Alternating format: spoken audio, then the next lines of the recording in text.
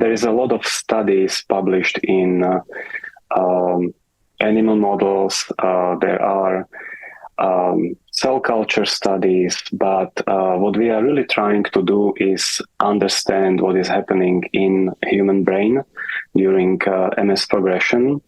And we believe that the best way to do it is to study cerebrospinal fluid, which is the liquid that the brain floats in.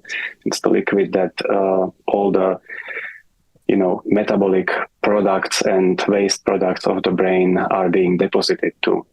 So that's why in our approach, we collect cerebrospinal fluid from MS patients across the spectrum of disease, and we try to analyze this information and tease out the biology of MS progression.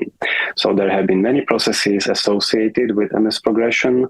There is definitely inflammation, there is neurodegeneration, oxidative stress, toxic astrocytes. So there are many processes, but what we are trying to really do is to be able to measure these processes, to quantify them somehow, and use them as biomarkers, so we can better monitor the disease.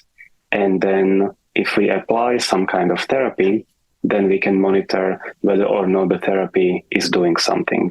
So a quick example of many of the FDA-approved drugs to treat multiple sclerosis, as an outcome, as a biomarker of efficacy of these drugs, the measure that was used in these clinical trials was number of contrast-enhancing lesions. So those are the lesions in the brain.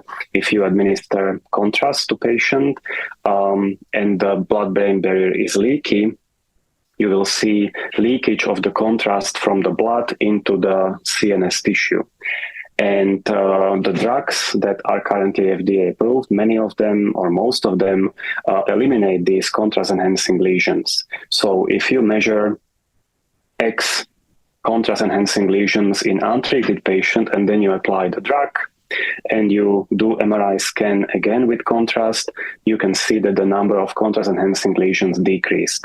And this was a wonderful outcome to use to judge and measure efficacy of these drugs. So we have these drugs available now, and now we are trying to develop drugs that would be targeting non-lesional MS activities. And for those, we still need to find biomarkers that would allow us to measure and quantify these processes.